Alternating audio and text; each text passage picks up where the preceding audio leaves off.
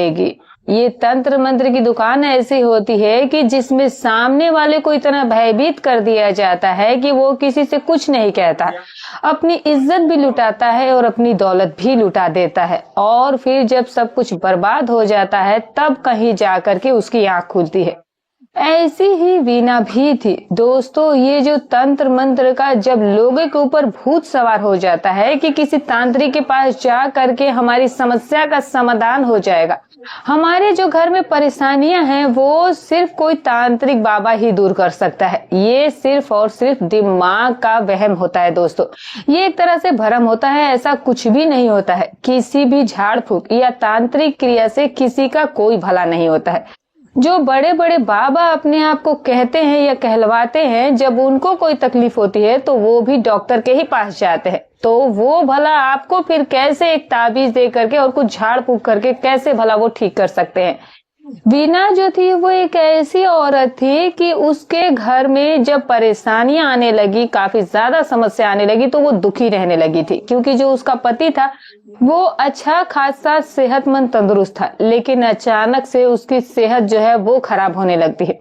वीणा के 2 बच्चे होते हैं, एक 6 साल का था और एक 4 साल का था, और दोनों ही बच्चे बीमार रह रहे थे। उधर जो वीणा थी वो अब गर्भवती नहीं होना चाहती थी और तमाम तरह के वो प्रोटेक्शन इस्तेमाल किया करती थी, लेकिन उसके बावजूद भी वीणा जो थी वो गर्भवती हो गई थी। तो ये सब परेशानियां जब वीणा के सामने आई तो वीणा ये सोच रही थी कि शायद उसके हंसते खेलते परिवार पर किसी ने कुछ करवा दिया है।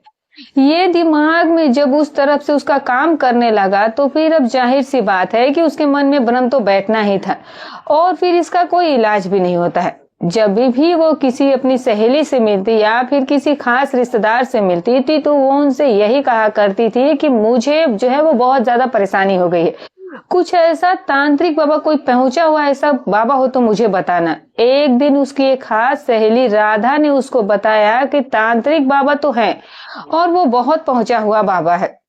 आजकल वो बंगाली बाबा के नाम से मशहूर है और वो किसी से कुछ लेता भी नहीं है। दोस्तों, ऐसे लोगों पर ज्यादा और लोग भरोसा कर लेते हैं जब उनको पता लगता है कि वो जो है वो सिर्फ और सिर्फ भगवान की मर्जी के लिए आपकी सेवा कर रहे हैं और भगवान को राजी करने के लिए जो है वो ऐसे लोगों का भला करना चाहते थे।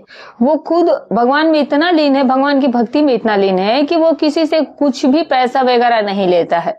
अगर कोई अपनी मर्जी से दे दे तो वो रख लेता है, वरना वो किसी से कुछ पैसा नहीं लेता है। तब ऐसे लोगों पर लोग और ज्यादा भरोसा करने लगते हैं। तो वीणा ने भी यही सोच लिया था कि उसकी परेशानियों को आखिर जो है वो बंगाली बाबा ही उसकी सुधार सकते हैं। दोस्तों, ये कहाँ की कहानी है, कैसे घटना घटी। और वीणा जब उस बाबा के पास अपनी समस्या को लेकर के गई थी तब वो 7 महीने की प्रेग्नेंट थी उस टाइम। और दोस्तों, उस बाबा ने उसको एक प्रसाद खिलाया वीणा को, और वो बस बेहोश और मदहोश होती चलेगी उस प्रसाद को खाने के बाद।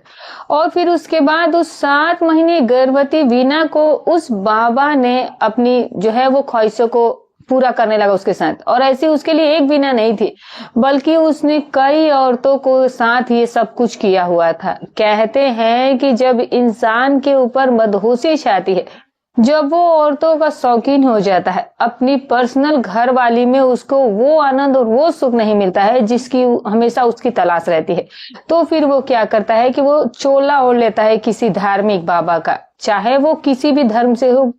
वो जो है वो इस तरह के पाखंड रखना शुरू कर देता है। और फिर आप जानते हैं दोस्तों कि जब ये बाबा धर्म का चोला ओढ़ करके अपनी धुनी रमा करके कहीं बैठ जाते हैं आसन लगा करके, और तो 90% औरतें जो होती है वो अपनी समस्या को लेकर इनके पास आने लगती है, और बस उसी का फायदा उठाकर कोई बच्चे के लिए आती है, तो कोई अपने पति के लिए आती है, उसके कारोबार के लिए आती है, तो कोई अपनी सास से छुटकारा पाना चाहती है, तो कोई अपनी ननद से खुश नहीं है, तो कोई अपनी जेठानी या फिर देवरानी के ऊपर कुछ करवाने आती है।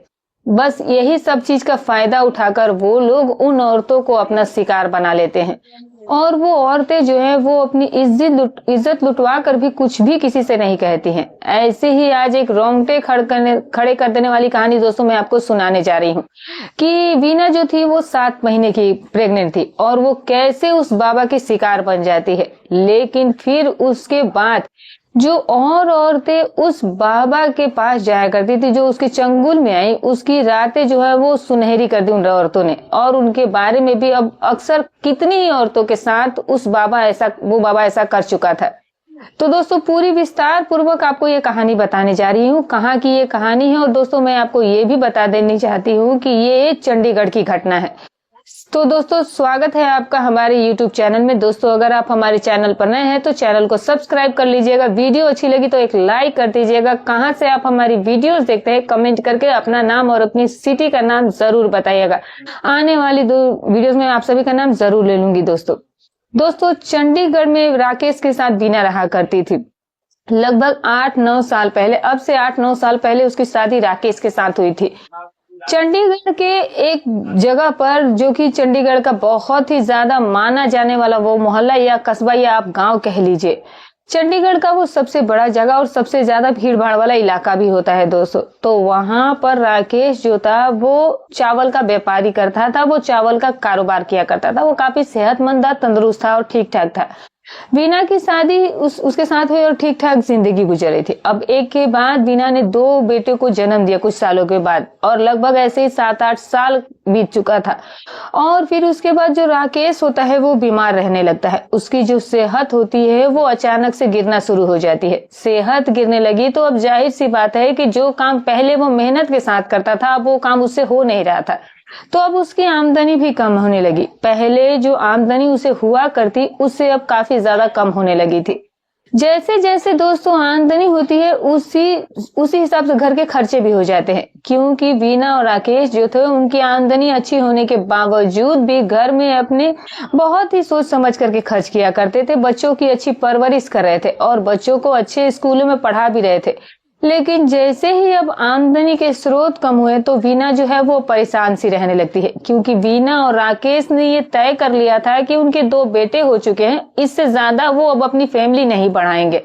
और इसीलिए आपस में मिलते वक्त वो पूरी तरह से प्रोटेक्शन का इस्तेमाल किया करते थे और इस चीज का ख्याल रखा करते थे।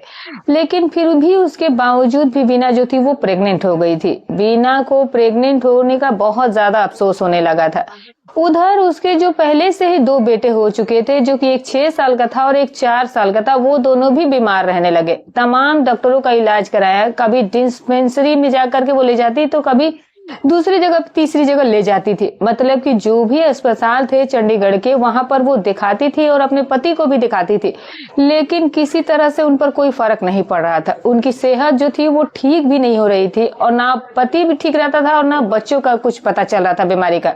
उधर वो गर्भवती होने के बाद अपने आप से भी परेशान रहती थी। इसी तरह से वो 7 महीने की अब गर्भवती हो चुकी थी।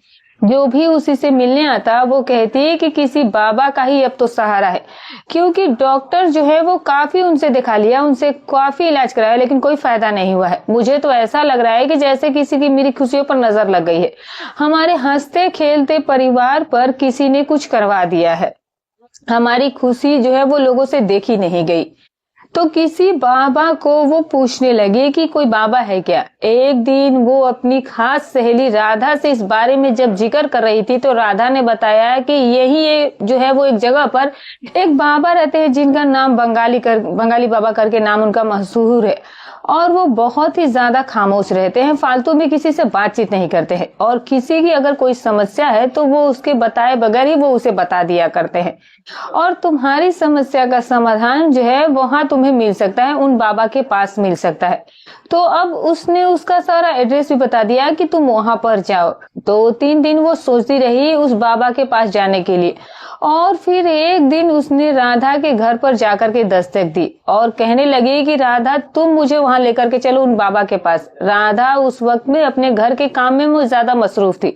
तो उसने कहा कि देखो वहां जाकर के किसी की सिफारिश नहीं चलती है, वो बहुत ही पहुंचे हुए और बहुत ज्यादा जो है वो महान और बुजुर्ग इंसान है, 55-60 साल की उम्र है, लंबी दाढ़ी है, तो वो किसी की सिफारिश नहीं लेते हैं, क्योंकि किसी से वो कोई पैसा नहीं लेते हैं।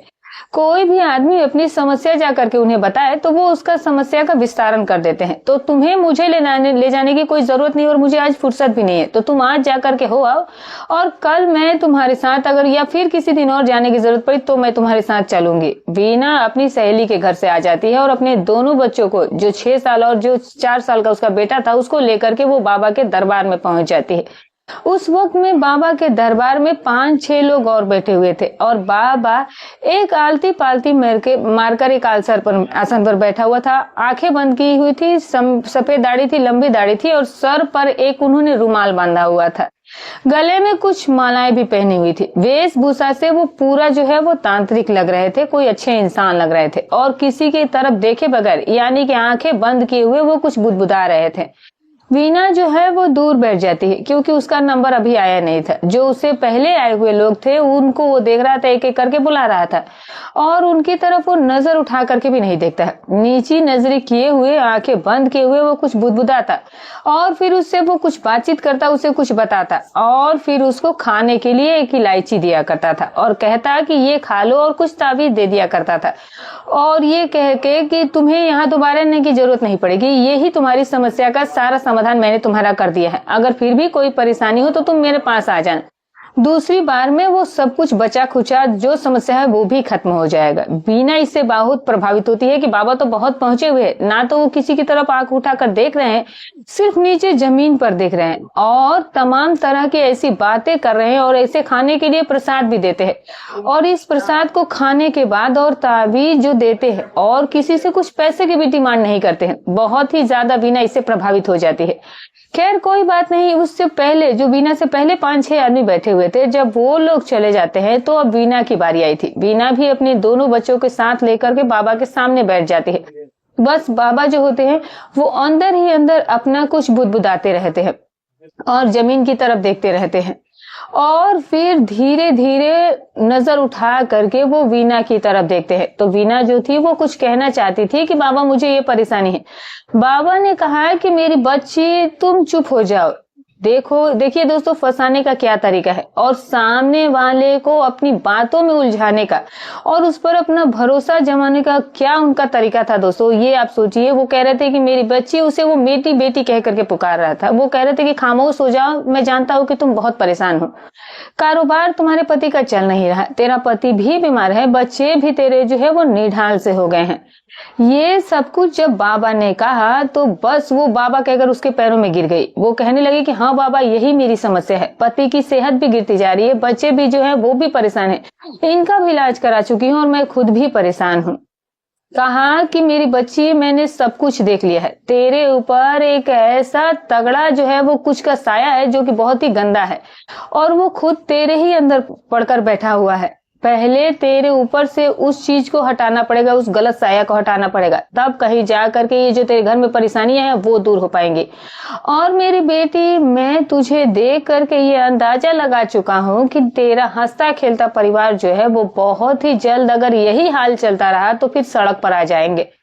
वीना जो है वो घबरा जाती है, कहने लगती है कि बाबा कोई ऐसा उपाय कर दीजिए, कोई ऐसी बंदिश कर दीजिए कि बस ये जो मेरे ऊपर ये जो गलत चीज है, जो गलत साया है वो खत्म हो जाए, वो चला जाए। अब तब ये बाबा कहता है कि मेरी बेटी, मैं तुझे अपनी बेटी की तरह मानता हूँ। और ऊपर से उसकी तरफ उसने नजर भी गड़ा ली थी क्योंकि वीना जो थी वो देखने भालने में बहुत ही खूबसूरत थी और उस वक्त में उसकी सिर्फ और सिर्फ 26 साल की उम्र थी। 26 साल की उम्र देखने के बाद खूबसूरत लंबी चौड़ी साड़ी पहने हुए और साड़ी का जो उसके साड़ी से गोरा चीटा सा पेट भी दिख रहा था और जब उस पर वो देखता है और जब उसके चेहरे को देखता है तो फिर उसकी नीयत खराब हो जाती है वीना को देख करके वहीं पर। और इसीलिए वो वीना से ऐसी चिकनी चुपड़ी बातें करना शुरू कर देता है कि पहले वो उसको अपने जाल में पूरी तरह से फंसाने की कोशिश करता है। उसे भरोसा हो गया था कि जब भरोसा किसी इंसान के ऊपर जम जाए तो फिर वो आंखें बंद करके, आंखें मूंद करके, अपना अच्छा बुरा सब कुछ भूल करके सामने वाले के ऊपर बिल्कुल ही निर्भर हो जाता है। वीना जो थी वो उस तांत्रिक बाबा के ऊपर कुछ देर उसके पास बैठने के बाद इतना ज्यादा वो उस पर भरोसा करने लगी कि एक तो ये मुझे बेटी कह रहा है, ऊपर से ये ऐसी बात मुझे बता दी कि जो कि वाकई में मेरे घर के हालात है। तो बस वो आंखें बंद करके विश्वास करने लगे। अब वो तांत्रिक बाबा कहता है कि देखो बेटी, तुम्हारे अंदर जो ये गलत साया बैठा हुआ है, ये जो है वो बहुत ही गंदा है, और तुम्हारे शरीर के किस कोने में बैठा हुआ है ये भी मुझे पता है। पहले मुझे इसे मसलना पड़ेगा, इसे खत्म करना पड़ेगा अंदर ही अंदर, और फिर सारी समस्या जो है वो तुम्हारी खत्म हो जाएगी। इसके लिए एक खास मुझे उपाय करना पड़ेगा, क्योंकि तुम्हारे बच्चे जो है वो तुम्हारे साथ में हैं। इनको मैं कुछ जो है वो कुछ दे देता हूँ, और इनको तुम जाकर के वापस घर छोड़ाओ और तुम यहाँ पर वापस अकेले आओ। क्योंकि अब जो वीना थी, अब बाबा के ऊपर इतना ज्यादा भरोसा कर चुकी थी कि जो बाबा कह रहा था, वीना हाजी हाजी कह रही थी कि ठीक है बाबा, ठीक है बाबा, वही कहती जा रही थी। उस वक्त में बच्चों को वो तांत्रिक बाबा जो है वो कुछ उपाय करके पानी पीने के लिए देता है, और वो बच्चे को पानी पिला देता है, और फिर वीना से कहता है कि जाओ इनको घर पर छोड़ाओ, और फिर मैं एक ऐसा उपाय करूंगा जिसमें घंटा 2 घंटा लग जाएंगे, और वो जो तुम्हारे अंदर शैतान हुआ है उसको मैं वहीं पर खत्म कर दूंगा। वीना बेचारी चली जाती है अपने घर के लिए, और एक परिचित के यहाँ अपने बच्चों को छोड़ करके वापस तांत्रिक बाबा के पास पहुंच जाती है। अब तांत्रिक बाबा जो था वो उस वक्त में शाम के 7:30-8 बज चुके थे। अकेला जो है वो जिस मकान में वो रहा करता था, अकेला वहां पर वो रहा करता था, वहां पर और कोई नहीं रहता था, और ना ही कोई उस वक्त में कोई मरीज था। वो वीना से कहता है कि देखो अंदर एक पलंग लगा हुआ है, उस पर जाकर के तुम सीधी लेट जाओ, बिल्कुल ही हल्का हरकत मत करना, बिल्कुल ही हिल्ला डुला मत। वो जाकर के अंदर जाती है, और अंदर जाकर के वो पलंग पर लेट जाती है, क्योंकि अब तो बाबा पर उसे विश्वास हो चुका था कि ये तांत्रिक बाबा तो वैसे उसे बेटी कह रहे थे, और ऊपर से उन्होंने जितनी बात बताई थी वो सब सच था। तो वो विश्वास इतना करने लगी कि जाकर के पलंग पर लेट जाती है। ये तांत्रिक बाबा बाहर बैठा हुआ कुछ पढ़ता रहा, कुछ बुदबुदाता रहा, जिससे कि थोड़ी बहुत आवाज उसे कुछ पढ़ने या बुदबुदाने के अंदर वीना भी सुन रही थी। तो वीना जो थी वो और भी ज्यादा विश्वास में आ जाती है कि बाबा जो है वो उसका ही काम कर रहे हैं, और मेरी जो मर्ज काटने की कोशिश कर रहे हैं, और पढ़ाई तो वो मेरे लिए ही कर रहे हैं, जो भी मन में पढ़ रहे हैं। आधे घंटे के बाद ये उठता है, और फिर कुछ पढ़ता हुआ ये अंदर जाता है, और फिर एक ताबीज इसके हाथ में, इसने ताबीज की गड्डी ली हुई थी, वो ताबीज ले जाकर के वीना को देता है, और कहता है कि लो ये ताबीज अपने बच्चे के एक एक गले में डाल देना, और एक अपने गले में डाल लेना, और अपने एक हाथ में बांध लेना, और एक अपनी नाभि में बांधना, और फिर अपने पति के भी गले में एक डाल देना। ये तमाम ताबीजों की उसने गड्डियां उसको दे दी।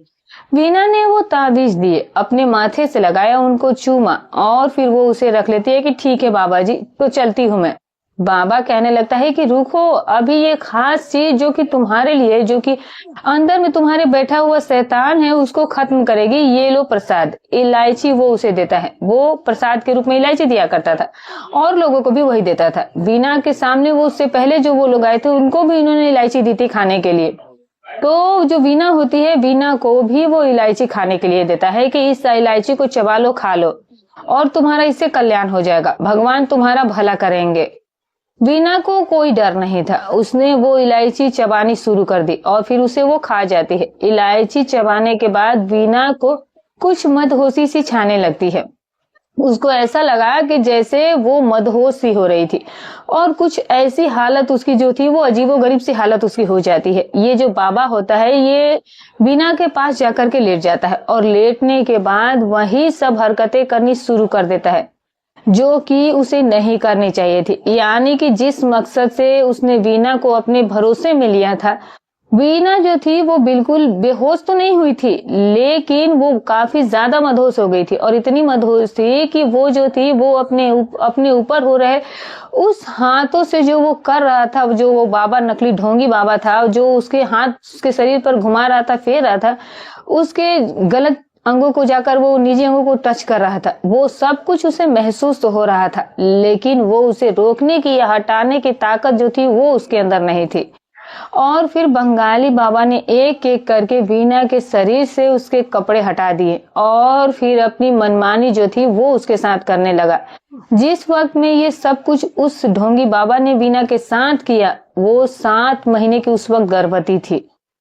उस आदमी ने अपनी ख्वाहिशों के आग में ये भी नहीं सोचा है कि वो जो कुछ भी वो कर्मकांड कर रहा है वो एक ऐसी गर्भवती औरत के साथ कर रहा है कि इसके बच्चे को भी जो है वो इससे तकलीफ हो सकती है, परेशानी हो सकती है।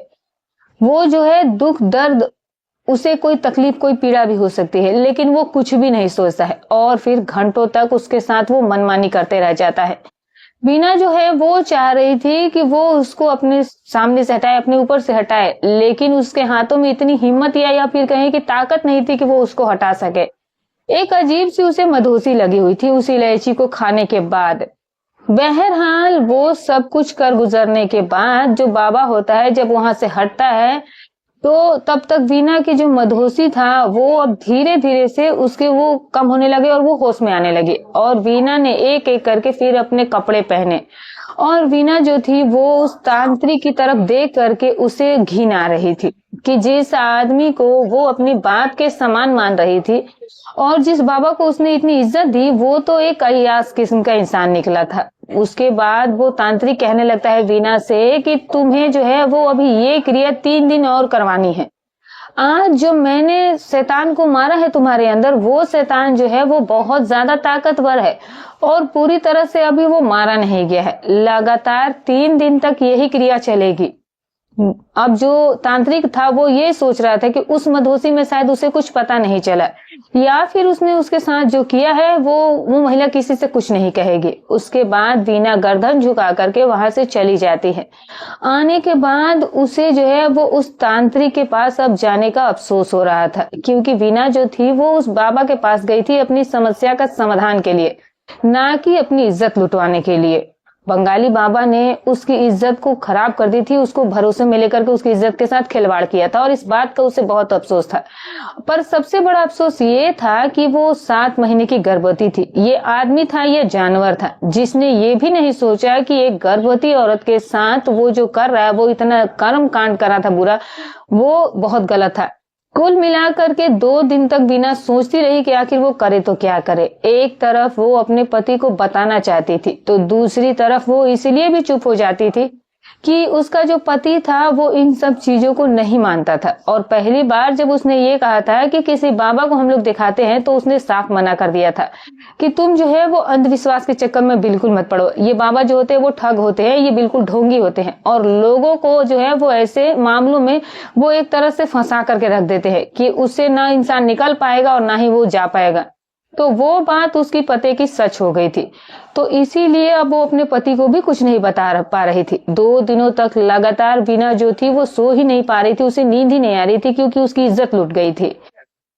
एक तरफ वो सोचती थी कि इस बाबा का पर्दाफाश करूं, और दूसरी तरफ ये सोचती थी कि पति उसके बारे में क्या कहेगा। और तीसरी बात जो थी वो उसके दिमाग में ये आती थी कि अगर वो खामोश रही तो फिर ये बाबा पहले ना जाने कितनी औरतों के साथ ऐसा कुछ कर चुका होगा और आगे भी ना जाने कितनी औरतों के साथ ये इसी तरह अपनी हवस का शिकार बनाता रहेगा। और इसीलिए वो अब खामोश भी नहीं रहना चाहती थी और इसी कस में वो अपनी जेठानी के पास जाती है, जो कि उसके ही नजदीक थोड़े रहती थी। उसके पास जा करके उसने अपनी सारी समस्या को उसे बताया कि वो जो है इस तरह से उसके साथ इस तरह का कांड हुआ है। उसकी जेठानी को भी बहुत अफसोस होता है। उसकी जेठानी के संपर्क में समाज से भी कुछ ऐसी संस्थाएं या औरतें थी, जो संस्था थी जो कि लोगों की मदद के लिए चलाया करती थी, और उसी में से एक महिला होती है जो कि वो उनकी जान पहचान उसी, वो जाकर के जेठानी उनसे मिलती है, जो कि इसकी जेठानी होती है, जो वीना की जेठानी थी, वो उनसे वीना को मिलवाती है। और फिर वीना और उसकी जेठानी मिलकर के उन दोनों समाज सेवी औरतों से अपनी सारी बात बताते हैं कि हमें कैसे इंसाफ मिले। वो औरतें वीना की बात सुन करके कहती हैं कि हमें बाबा को रंगे हाथ पकड़ना है और इसीलिए तुम्हें दोबारा से बाबा के पास जाना होगा, और उसे ये बिल्कुल शक मत होने देना कि उसकी हरकत से तुम्हें बुरा लगा है, बल्कि उसी प्रेम से उसी भाव से तुम्हें उसके पास जाना होगा। और जब वो इलायची खिलाएगा तुम्हें वो बाबा, तो किसी भी तरह से तुम जो है वो उसको चबाना मत, या तो फिर मुंह में रख करके छुपा लेना मुंह में ही, या फिर उसे किसी भी तरह से उगल देना। और फिर जब बाबा तुम्हारे साथ वो हरकत करने लगेगा तो फिर तुम जो है वो चीखना और चिल्लाना, हम तुरंत बाहर आएंगे तो खड़े पर आ जाएंगे और मौका वारदात से हम उसे रंगे हाथ पकड़ना चाहते हैं। जो ये प्लानिंग थी वो तय हो गई थी। वीना जो है वो वापस आती है अपने घर पर और फिर पहुंच जाती है सीधे उस ढोंगी बाबा के पास। और उस बंगाली के बाबा के पास जाने के बाद बात ऐसी हुई कि जैसे कि उस दिन के कृत्य का अब जैसे वो ऐसे ही गई थी कि जैसे उसे उस दिन के बाद का कोई अफसोस नहीं है, और वो बिल्कुल ही बाबा से खुश हो गई थी। और फिर वो जाकर के बाबा से कहती है कि बाबा जी, जो क्रिया आप कह रहे थे करने के लिए कि लगातार 3 दिन के साथ ही आपको करना पड़ेगा, तो फिर एक दिन तो आपने वो सब कुछ कर लिया, तो आज भी कर लीजिए, और बाकी जो शैतान मेरे अंदर बचा हुआ है उसको आप मार दीजिए। बाबा जो था वो इससे बहुत खुश हो जाता है। वो कहता है कि बच्चा जाओ, लेट जाओ अंदर कमरे में पलंग पर जाकर। और फिर उसके बाद वो पलंग पर जाकर लेट गई। उसके बाद ये कुछ पढ़ा पढ़ाया और फिर अंदर जाता है और फिर वो इलायची जो थी, नशे वाली इलायची, वो उसे खाने के लिए देता है। ये उसे इलायची लेती है और मुंह में रख लेती है और फिर नजर बचा करके वो उसको थूक देती है, यानी कि वो उस इलायची को उगल देती है और बिल्कुल ऐसे पड़ जाती है जैसे कि वो मदहोश हो गई है। इधर उधर वो आंखों को घुमाना शुरू कर देती है और फिर वो सेम वही नाटक कर रही थी जैसे कि उनके प्लानिंग का हिस्सा था। ये बाबा उसके पास लेटने के बाद अपने कपड़े उतार करके फेंक देता है और फिर उसके साथ गलत हरकत करना शुरू कर देता है। अपने कपड़े उतारने के बाद जब बाबा उस वक्त में बिल्कुल ही, जाहिर सी बात, अब दोस्तों समझ सकते हैं किस हालत में होगा, तब उसने जब ये हरकत करनी शुरू की तो बिना चीखना चिल्लाना शुरू कर देती है। उसके घर के पास आस पास खड़ी हुई वो औरतें और उसकी जेठानी वहीं पर मौजूद थी, वो अंदर आ जाते हैं और इस तरह से रंगे हाथ बाबा को पकड़ लिया जाता है। दोस्तों, ये बाबा जो था वो उस वक्त में बिल्कुल ही ऑन द स्पॉट रंगे हाथ पकड़ा गया। इसे पुलिस में दे दिया गया और फिर सारी जो बाबा की करतूत थी वो बताई गई।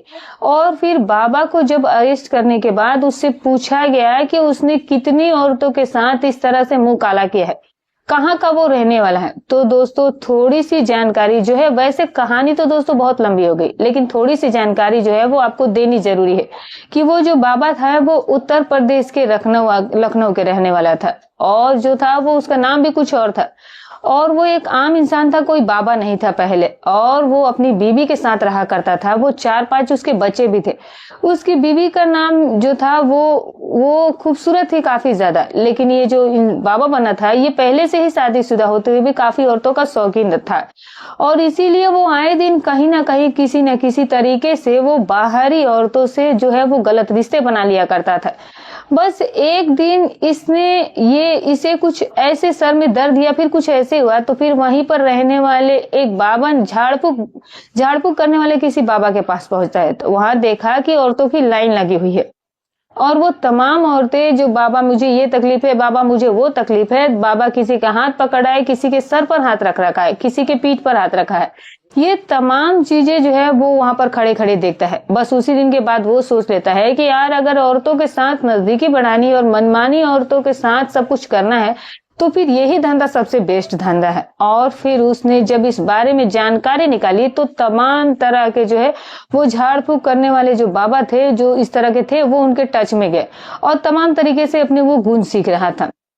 और फिर दोस्तों, उसके बाद क्या होता है कि ये पहुंच जाता है चंडीगढ़ और चंडीगढ़ काम करने लिए जाता है और फिर इसने कुछ दिन तक पर्सनली काम भी किया, लेकिन औरतों के प्रति जो इसकी ख्वाहिशें थी वो अंदर ही अंदर पनपती ही रहती थी और कहीं न कहीं इसके दिमाग में वही सब कुछ चलता रहता था जो इसने उस तांत्रिक बाबा के पास देखा हुआ था। तो जब इसने अपना काम जमा लिया, यहाँ इसका कारोबार ठीक ठाक चलने लगा चंडीगढ़ में, तो फिर इसने अपनी फैमिली को भी बुला लिया। अब फैमिली के साथ ये रहने लगा। इसके बच्चे सभी जो है वो अपने काम धंधे में लगे, तो इसे कोई दिक्कत नहीं थी, कोई चिंता नहीं थी कि यार जो अब लड़के थे वो भी कारोबार में सेट हो गए थे उधर। लेकिन अंदर ही अंदर औरतों के साथ सब कुछ करने की इसकी जो जिज्ञासा थी वो खत्म नहीं हुई और फिर ये किसी तांत्रिक के पास जाता है और 2-4 महीने वहीं पर ये रहता है और कुछ ऐसे टोटके इसने सीख लिए कि ज्यादातर तांत्रिक वाले इस काम में क्या चीज होती है। बस इसने यही चीज सीखी कि जो इस तरह के लोग होते हैं उनको मानसिक तनाव ज्यादा होता है। उनके अंदर एक भ्रम बैठ जाता है कि हमें जो है ऊपर से किसी ने कुछ करा दिया है, तो बस वही सीधे साधे 3-4 टोटके जो है वो अपना लेता है कि भाई तुम्हारे ऊपर जो है वो किसी ने करा दिया और तुम्हारा काम नहीं चला, हर वक्त तुम्हारा सर भारी भारी सा लगता होगा और घर में तनाव या कलेश होंगे। तो ये तमाम 2-4 टोटके ये जो है वो ये तुक्के हर जगह चल जाते हैं। तो ये तुक्के अक्सर 90% लोगों पर भी सही बैठ जाते हैं। तो इस तरह के तुक्के सीखने के बाद और कुछ टोटके सीखने के बाद वो चंडीगढ़ में ही अपनी धूमी रमा लेता है। कुछ इधर उधर लोगों से कहने के बाद उसके पास 1-2 मरीज आने शुरू हुए। उनको उसने झाड़ फूक करनी शुरू की। जब 10-20 लोग आए तो 2-4 को आराम भी हुआ और फिर धीरे धीरे करते करते इस तरह से वो प्रसिद्धि पाता चला गया। ऊपर से सोने पर सुहागा ये था कि जब औरतें आनी शुरू हुई, कोई बच्चों के लिए आती है कि बाबा 5 साल हो गए शादी को, अब तक बच्चा नहीं हुआ। कोई अपनी ननद से परेशान, कोई अपनी देवरानी जेठानी से परेशान, तो कोई अपनी सास से परेशान।